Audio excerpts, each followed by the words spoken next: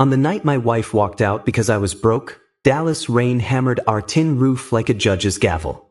10 minutes later, a courier slid a letter under my door that would change everything. My uncle had left me $500 million, with one ruthless condition: tell no one for 12 months. Did I keep the secret? Did I let her back in when she returned years later, crying at my gate? Stick with me, because the last 30 seconds will make you choose sides.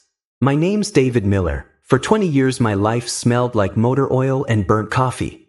I ran a little shop on the corner of Elm and Jefferson, the kind of place where neighbors prayed I could squeeze one more mile out of tired Fords and stubborn Chevys.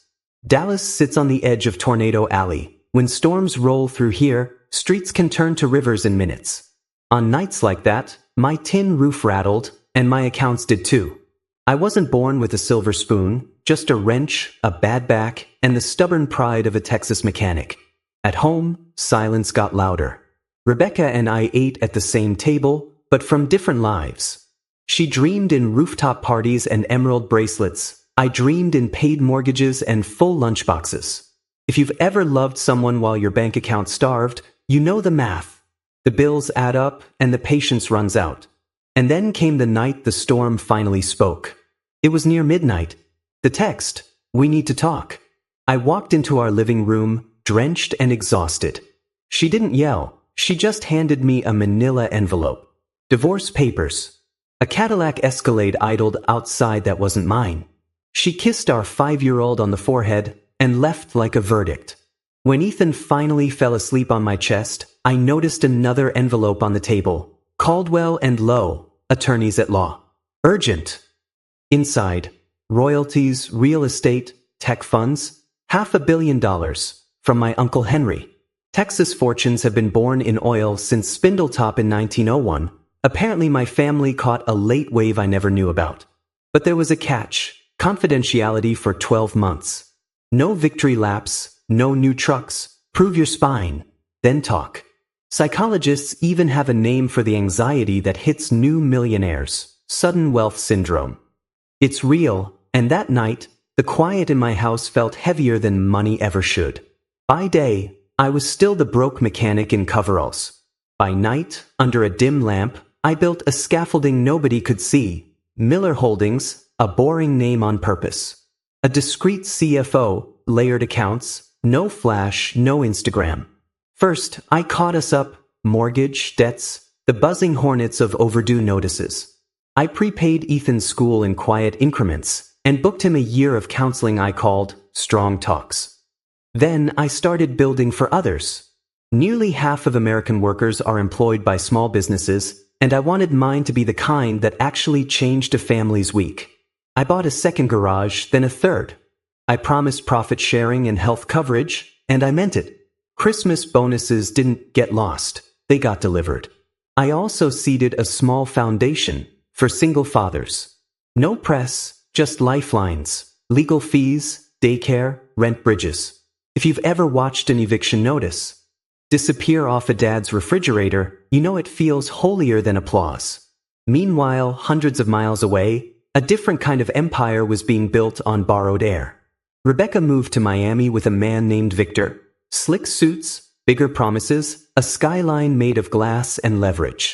Markets move in cycles. Boom and bust is older than Wall Street. The brunches sparkled, the credit cracked. While she floated on rented yachts, I studied spreadsheets and backed a scrappy fleet diagnostics startup run from a warehouse. No glossy pitch decks, just stubborn engineers who swore trucks could talk. Months later, they landed a national contract and prepped for an IPO. My quiet stake grew loud on paper. But nothing changed at home. My truck still coughed in the mornings, my roof still needed tar, my son still fell asleep on the couch with grease on his cheeks. Proof that love can look like old overalls and a steady hand on the shoulder. And then, I met the person who would change the tone of my life, not just the numbers. I found Sarah in a courthouse hallway we quietly funded for pro bono work. Her bun was half undone, her case files were worn thin, and her voice was steel. She argued for a single dad who missed work to protect his kid, and made the law sound like mercy. When she visited the shop, Ethan appointed himself foreman, and taught her to change a tire. We laughed until the wrenches slipped. Love didn't arrive in an emerald dress, it walked in with rolled sleeves and honest eyes. 2 years later, under an old oak that had outlived 100 Texas storms, we married. No chandeliers, no headlines, just vows that promised loyalty, honesty, and work. Ethan, older now, handed us the rings with a grin that told me our family was finally standing on bedrock.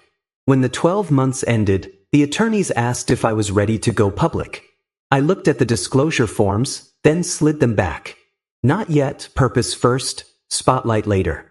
The Miller Trades Academy opened with free tuition for veterans, single parents, and anyone hungry enough to start over.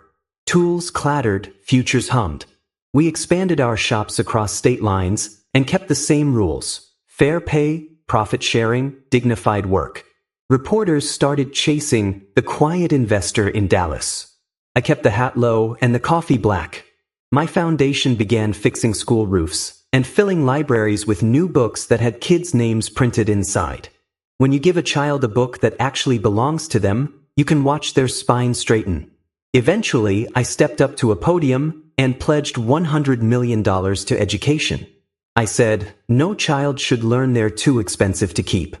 The room stood, cameras flashed, and somewhere in Miami, a pawnshop TV flickered, and Rebecca saw the man she'd left in the rain. That's when my phone buzzed with a name I hadn't seen in years. I'm in Dallas.